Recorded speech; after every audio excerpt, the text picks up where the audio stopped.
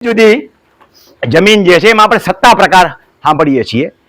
અત્યારે આ વિષય છે એટલે આપણે સત્તા પ્રકારની ચર્ચા કરીએ છીએ. સત્તા પ્રકારથી જરાય દુઃખી થવાની જરૂર નથી, સમજવાની જરૂર છે કે જમીન પ્રગટ થઈ જ્યાંથી મૂળભૂત જમીન આવી ત્યારે જમીનના પ્રકારની એક ઓળખ છે. જેમ આપણી કેમ ઓળખ છે, મારી રમણીકભાઈ તરીકેની ઓળખ છે, હું પટેલ ખાનદાનમાં ખાનદાન હોય તો કે હું પટેલ ખાનદાનમાં જન્મેલો છું, બાકી તો જન્મેલા બધા હોય જ છે.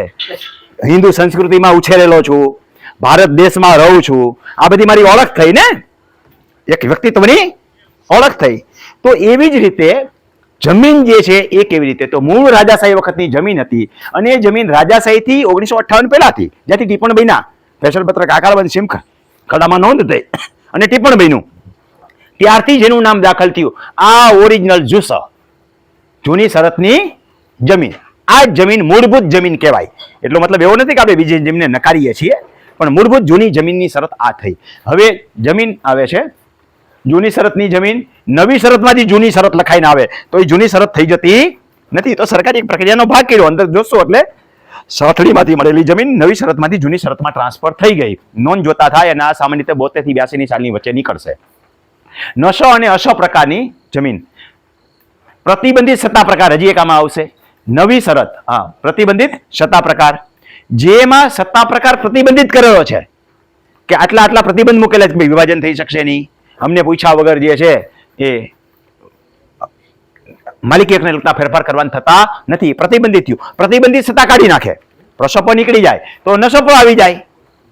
તો એ જે છે બિન તબદીલ પાત્ર અસપ્ર અવિભાજ્ય સત્તા પ્રકાર, એટલે કે આનું વિભાજન થઈ શકશે નહીં. પરમિશન લ્યો એટલે આપે, પરમિશન વગર વિભાજન લઈ કરી શકાય નહીં. તો આ બધી જે છે એ પછી નસપ્ર નવી શરતની જમીન જે હતી 15 વર્ષ પછી જૂની શરતમાં ફેરવવી પડે અને પ્રીમિયમ પાત્ર થતી હતી. હજી થાય જ છે, અમુક જગ્યાએ જ નહીં થાય, બાકી બધી જગ્યાએ થશે. તો એ જૂની શરત બિનખેતી હોય તો પ્રીમિયમ પાત્ર શબ્દ લખાઈને આવે, તો નવી શરતમાંથી જૂની શરતમાં ટ્રાન્સફર થઈ અને પછી જ્યારે વેચો છો એટલે બિનખેતી કરો છો ત્યારે પ્રીમિયમ ભરવાનો થાય. ઉત્તરોત્તર પ્રીમિયમ ભરવાના પણ થાય, પણ અત્યારે ચર્ચા નથી કરતા કારણ કે પ્લોટિંગનો વિષય છે. એ પણ બહુ ગુડ અને જાણવા જેવો વિષય છે, પણ આમાંથી નવરા બેવી જાય સેવા જતા નથી. આવી મિલકતો પ્લોટમાં પણ ખરીદાય નહીં. ભલે સરકાર લેણા માગતી નથી, પણ સરકારનો બાવો 12 વરસે બોલે અને લેણું હોય તો માગે ખરો. સ્પેશિયલ હેતુથી ભૂદાન છે. પેલા તો એ સમજી લઈએ કે આપવામાં આવેલી જમીન બે પ્રકારની છે. આમાં અનેક પ્રકાર આપણે ભેગા લઈ લીધા છે. ચબૂતરું, કૂતરિયું, ખબર છે ને કેટલા સાંભળ્યું છે, ઘણા નહીં સાંભળ્યું હોય. કૂતરું આપણે હવે સગવડતા થઈ, બાકી આપણી પાસે રોટલા ન વધતા કૂતરાને ક્યાંથી નાખીએ? તો જોગવાઈ કરેલી હતી કે કૂતરા માટે કેશપેલ જમીન આપવામાં આવે, એ જમીન એ વાવી ખાય અને એનો ભાગ રાજને ન મળે, પણ કૂતરા માટે સ્પેશિયલ. ચબૂતરિયું, ચબૂતરની ચેણી માટે પોતાની જાહેર ન વધતી. એ તો આ જ બધું છે કે ઢોલ નગારા વાગે ને ઓલો નાચવા વાળો જે ઢંકાઈ જાય એટલા રૂપિયા છૂટે છે. ક્યાં વપરાય છે મને ખબર નથી, પણ આજે છે પૈસો આવ્યો એટલે છે. બાકી અગાઉ જાહેરની એક બાચકી દેવી પડતી હતી નહીં, પોતાના માટે થઈને 2 કિલો બાજરો ચોરી જતા, ખબર છે? આ નહીં સમજાય અત્યારના ખેડૂતોને કોઈને. પોતાનો માલ પોતાને ચોરી કરવો પડતો, રાજને ન દેવો પડે એટલે.